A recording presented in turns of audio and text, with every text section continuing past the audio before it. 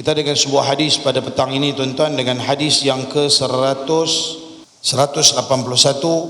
di bawah tajuk amal yang paling disukai oleh Allah adalah berzikir. Muka surat 181, an Muadz bin Jabal radhiyallahu anhu an Rasulillah sallallahu alaihi wasallam qala ahabbul a'mali ila Allah an tamuta wa lisanuka ratban min dzikrillah. Rawahu Ibnu Hibban wa Ibnu Sunni wa Tabrani wal Baihaqi. Daripada Muadz radhiyallahu anhu, daripada Rasulullah sallallahu alaihi wasallam, kata baginda sallallahu alaihi wasallam bersabda, amal yang paling disukai oleh Allah, ahabbul a'mali ila Allah, amalan yang paling disukai oleh Allah, amalan yang paling disukai oleh Allah, antamuta, bahawa engkau meninggal dunia, walisanuka, sedangkan lisanmu ratban ataupun ratbun min dzikrillah, lisanmu, lidahmu sedang basah berzikir kepada Allah. Kelebihan berzikir kepada Allah setiap masa. Zikir ini terbahagi kepada 3 bahagian. Satu, zikir dengan lisan. Satu, zikir dengan lisan, maksudnya zikir di mulut saja. Ini bahagian nombor 1. Dan ini sekiranya dia lisan saja, dia tak ada hati. Dia baca dengan dia tak faham apa benda yang dia baca, kan? Dengan dia tak tahu apa benda, orang baca subhanallah, subhanallah, subhanallah pun dia tak tahu apa makna. Dia tahu sebut dah. Ada mungkin baru-baru nak buat amal ibadat peringkat awal, kita tak tahu apa, jadi kita buat, tak apalah, okey juga daripada dia tak sebut langsung, dapat pahala. Cuma dia punya kesan daripada zikir tu tak cukup kuat, tak cukup power, sebab dia zikir hanya di lisan saja, dengan dia tidak memahami apa makna-makna dia. Dia baca la ilaha illallah, dia tak tahu apa la ilaha illallah. Nak kata tiada Tuhan melainkan Allah, yang tu pun dia tak tahu. Dia tahu sebut la ilaha illallah, makna dia apa? Makna tak tahu. Terjemahan pun tak tahu. Isi kandungan, huraian, makna yang terperinci lagi tak tahu. Dia cuma tahu, ataupun tak tahu apa. Mau baik sikit, dia tahu tiada Tuhan melainkan Allah. Dia tahu dekat tu ya. Dia tak tahu apa makna nafi, apa makna isbat. La ilaha itu nama dia nafi, illallah nama dia isbat. Apa benda yang dinafi, apa benda yang diisbat, macam mana menafi, macam mana isbat, dia tak faham. Itu sebut ya. Maka orang-orang macam ni termasuk golongan yang pertama, zikir dengan lisan semata-mata. Dapat pahala tapi tak cukup kuat, tak cukup power. Dia tak meninggalkan kesan yang baik sangat dalam diri dia. Kalau orang kata makan ubat kan, dia makan ubat tu tak berapa nak fungsi sangat kat badan dia, sikit-sikit dia kesan. Pasal apa? Pasal ada something yang dia buat yang menyebabkan ubat tadi tu tak dapat berfungsi dengan baik. Satu. Yang kedua, nama dia zikir dengan hati. Zikir qalbi, dia zikir dengan hati dia. Yang ni bagus, dikira bagus sikit daripada hak nombor 1 tadi, sebab dia memahami. Maknanya dia apa yang dia memahami, dia zikir dengan hati. Okey. Yang ketiga, nama dia orang yang zikir dengan hati dan juga dengan lisan. Orang zikir dengan hati, dengan lisan. Maknanya di mulut dia sebut, di dalam hati dia faham. Dia faham. Hak nombor 2 tadi, dia zikir pun dengan hati dan dia faham pun dalam hati. Dia baca Allah, Allah, Allah dalam hati dia, Allah, aku ingat Allah ya, aku ingat Allah. Sebut Allah, Allah, Allah, Allah, Allah, Allah. Dia sebut Allah, Allah, Allah, Allah, Allah. Ulama suruh kita pegang tasbih supaya kita zikir dengan menggunakan jari-jari jemari. Sebab di dalam jari jemari manusia, kajian perubatan menunjukkan bahawa dalam 20 jari manusia ada satu jari yang ada satu urat, yang mana urat ni terus berhubung sampai ke jantung, iaitulah jari telunjuk sebelah kanan. Sebab tu kalau tuan-tuan tak ada jari telunjuk kanan kan, tuan-tuan tak disunatkan angkat jari tahiyat dengan tangan kiri ya. Tak payah, hanya jari ni juga. Kalau jari ni tak ada, jangan duk angkat macam tu. Tak perlu. Dia suruh kita kalau ada belen-belen kat hujung-hujung tu boleh sikit-sikit nguek-nguek lagu tu kan. Dia suruh angkat yang tu lah. Lain tak mau. Sebab tak ada jari yang ada satu urat yang terus berhubung sampai ke jantung. Sebab tu setengah ulama dia zikir, dia memperbanyakkan zikir dengan ibu jari dan jari telunjuk. Dia duk main yang ni ya. Dia duk main ya.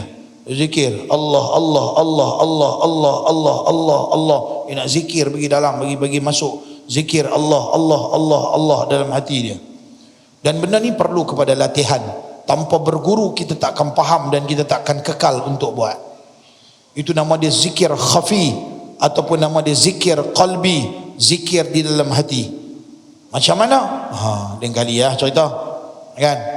Panjang cerita, memerlukan kepada banyak benda yang kita perlu belajar. Senang cerita, zikir dalam hati Allah Allah Allah Allah Allah Allah. Kalau boleh kekal, alhamdulillah. Ini nama dia zikir dengan lisan. Tapi yang paling bagus apabila dia boleh sebut dengan perkataan tersebut dan dia boleh ingat di dalam hati dia apa benda yang dia baca. Ketika mana dia sebut la ilaha illallah, dia faham tiada Tuhan melainkan Allah, Allah saja Tuhan dalam hati dia. Di mulut dia sebut dan dia faham apa makna benda yang dia nafi, apa makna benda yang dia isbat. Kalau siapa ikut saya punya daurah dulu, saya pernah sebut macam mana pusingan untuk kita bawa la ilaha illallah. Sebab tu kalau tuan-tuan tengok tuan-tuan guru alim ulama, bila dia zikir dia bukan duk sengap begitu ya. Yang tu kalau dia zikir khafi baru dia duk sengap. Tapi bila disebut la ilaha illallah, tuan-tuan boleh tengok badan mereka seperti mana diriwayatkan oleh sebahagian sahabat. Di kalangan para sahabat ada mereka yang berzikir, ketika berzikir tubuh badan mereka terhoyong-hayang seperti mana pohon yang ditiup oleh angin ribut taufan. La ilaha illallah, la ilaha illallah. Siapa? Dia ada pusingan dia. Tang mana hang nak letak la, tang mana hang nak letak ilaha, tang mana nak letak illa, tang mana nak letak Allah, bau khusyuk. Tidak ada baca la ilaha illallah, mata duk tengok tani, mata duk tengok tani, mana ada khusyuk, mana ada fokus. Dia tak ada fokus, dia tak faham. Sebab tu berzikir mana ada masa nak boleh lena, kecuali mengantuk sangat tak payah kan. Kalau dia fokus, dia tak ada masa nak lena, dia tak ada masa nak tengok sana sini, dia tak ada masa nak dia tak ada masa nak buat kerja-kerja yang tak sepatutnya.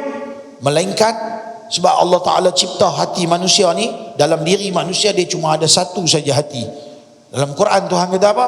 Ma ja'alallahu li rajulin min qalbaini fi jawfih. Allah tak cipta dalam tubuh badan manusia dua hati, hanya ada satu hati. Kalau hang fokus benda ni lah hang fokus. Yang lain tu dia tak jadi fokus, dia buat sambil-sambil ya.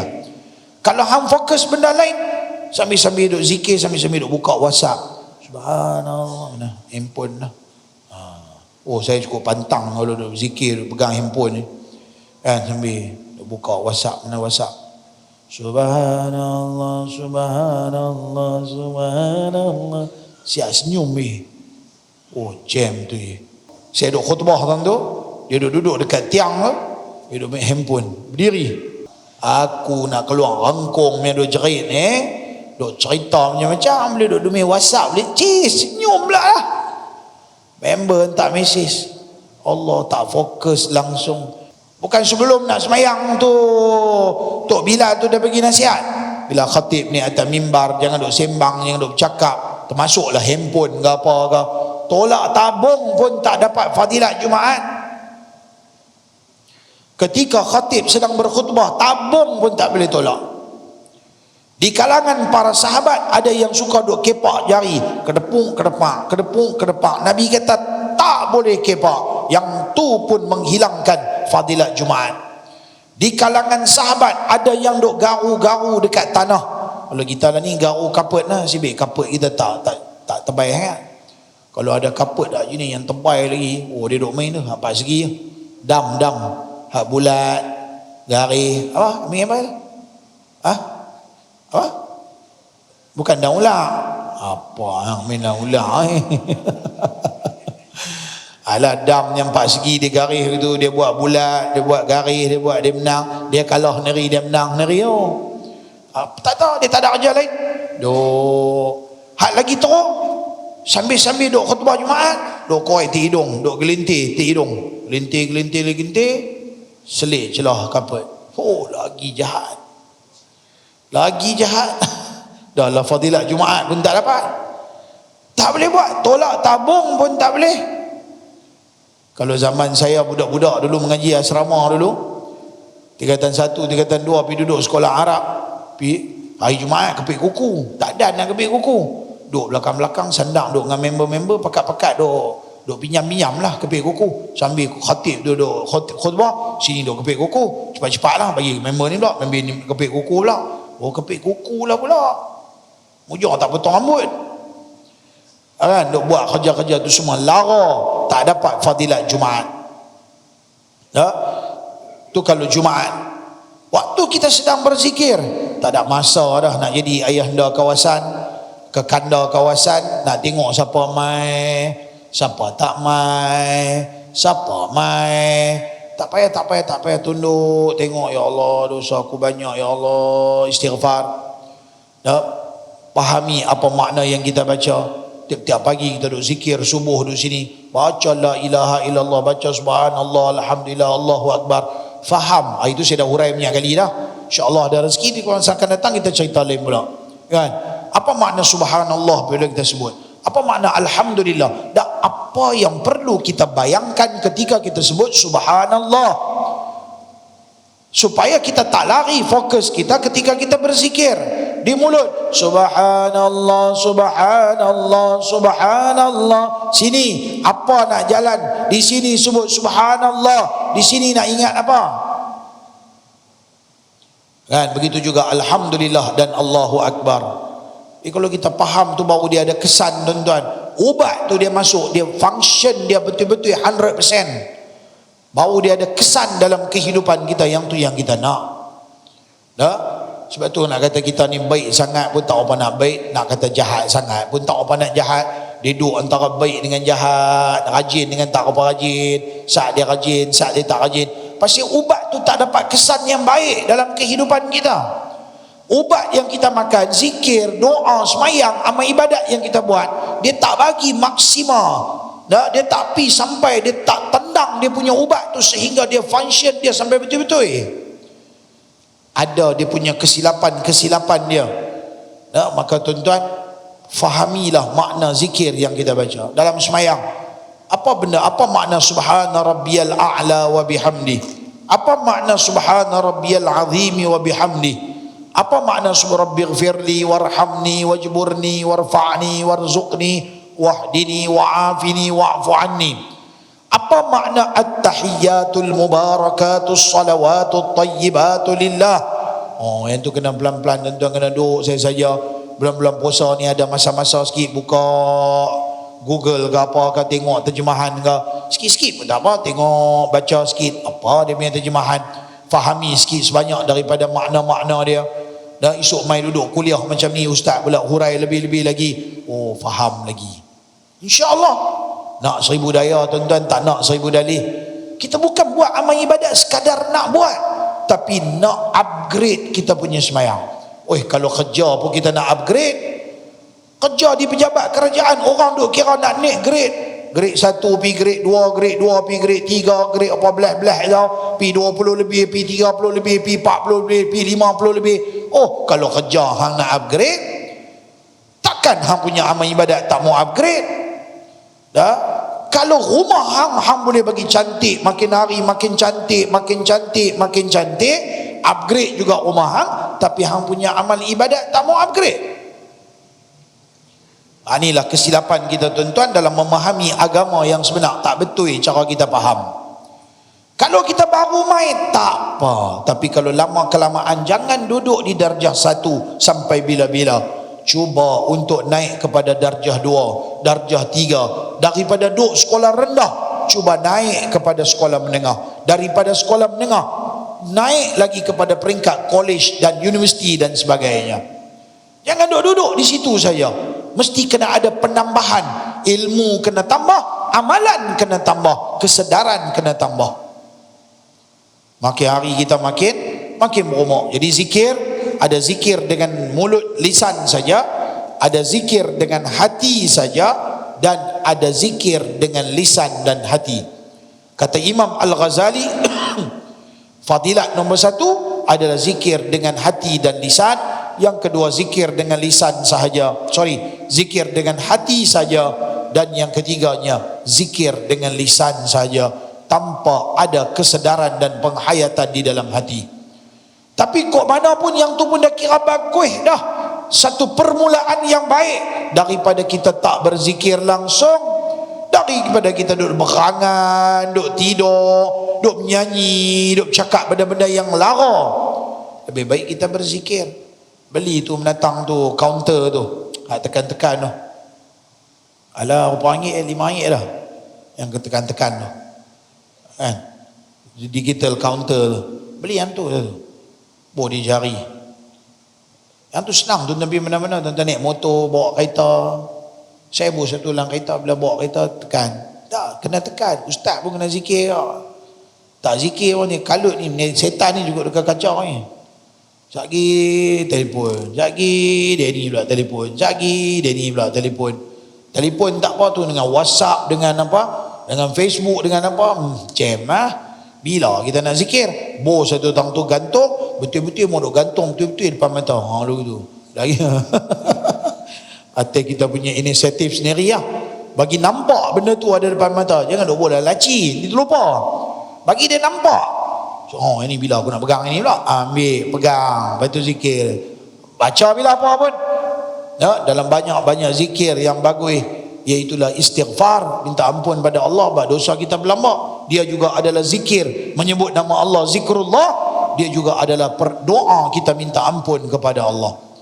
Nah, yang kedua, lepas pada istighfar, baca selawat ke atas Nabi SAW. Dalam tu ada doa, dalam tu ada selawat kepada Nabi SAW, dan juga dia adalah zikrullah juga. Sebab bila kita baca selawat, kita kena sebut Allahumma, kena sebut Allah. Dalam tu ada sebut nama Allah kan. Salli ala Muhammad, di situ ada unsur doa, minta Allah bagi rahmat, kasih sayang, pengampunan pada Nabi Muhammad. Di samping makna asas dia adalah selawat ke atas Nabi Muhammad. Nabi kata, siapa selawat ke aku sekali, Allah selawat ke dia 10 kali. Siapa selawat ke aku 10 kali, Allah selawat dekat dia 100 kali. Dah 10 kali ganda. Dan yang ketiganya iaitulah baca la ilaha illallah. Banyak-banyak baca la ilaha illallah. Yang ni kalimah besar. Nabi kata apa? Afdalu zikri la ilaha illallah. Seafdal zikir la ilaha illallah. Yang ni paling afdal dalam semua. Ibu kepada segala zikir. Hidup dengan kalimah ini, mati dengan kalimah ni, nak bawa bertemu Tuhan. Dah, kalimah yang cukup besar. Dan sebab tu nak masuk Islam, kalau hang sebut benda lain pun, sebut 4 juta kali astaghfirullah pun tak jadi Islam. Nak Islam kena sebut la ilaha illallah Muhammad Rasulullah. Nak, maka banyakkanlah nak menyebut la ilaha illallah. Itu pulanglah tuan-tuan, nak baca pelan ke, kuat ke, tu bab cerita lain. Tapi yang penting dengan lisan dan hati memahami la ilaha illallah. Ya, baca banyak-banyak. 3 benda ni tak boleh tinggal dalam hidup kita. Kata tok guru saya, dia kata untuk diri hang kena ada zikir istighfar 70,000 kali, selawat 70,000 kali, la ilaha illallah 70,000 kali. Kena simpan untuk diri hang. Lagi tak cukup, kena bagi cukup. Kalau dah cukup, tambah lagi. Kod-kod yang mana masuk tu ada yang reject, ada yang rosak, perbaharui lagi. Nabi kata apa? Jaddidu imanakum, perbaharui, upgrade iman kamu biqauli la ilaha illallah, dengan ucapan la ilaha illallah. Esok kita upgrade komputer. Jangan komputer, handphone, sagi-sagi dia main update. Sagi-sagi dia suruh kita tekan update. Saya kadang-kadang saya malas nak update. Saya ditinggal. Kacau lah. Abaikan. Boleh kat 10-15 kali dia duduk keluar suruh upgrade kita. Pam, jam terus. Apa tak boleh baca. Jadi dia block terus. Tadi ni dah mati je kot, tak pakai handphone. Terus dah. Dia mau kita upgrade, dia mau kita update dari semasa ke semasa. Ada version baru pula. Tu handphone. Iman lebih-lebih lagi. Memerlukan kepada zikir. Ni habis-habis semayang tak dan zikir, belah. Tuan-tuan, dah semayang dah lama. Kalau baru semayang nak belajar semayang, tak apa juga. Kalau dah semayang lama, duk semayang lama dah, lepas tu tak mau tambah dengan zikir. Tadi saya doa abang, daripada darjah 1 pinaklah darjah 2. Kalau dulu takat semayang saja, lah ni dah semayang berjemaah. Dulu takat semayang di rumah, semayang seorang-seorang, lah ni dah mula semayang jemaah. Bagus dah ni darjah 2. Dah mai masjid, mai habis semayang belah, habis semayang belah. Naik pula darjah 3, habis semayang duduk baca doa sikit. Naik pula darjah 4, habis semayang wirid zikir, lepas tu baru doa. Update kita punya amalan, bagi naik. Padahal bukan zikir banyak pun tuan-tuan lah. Zikir sikit-sikit ya, padan patut dengan kita punya masa ni, tapi dia punya kesan dia untuk jangka masa panjang, besar di sisi Allah Subhanahu wa taala. Banyakkan dengan berzikir la ilaha illallah. Yang penting pastinya apa-apa zikir yang menyebut nama Allah Subhanahu wa taala.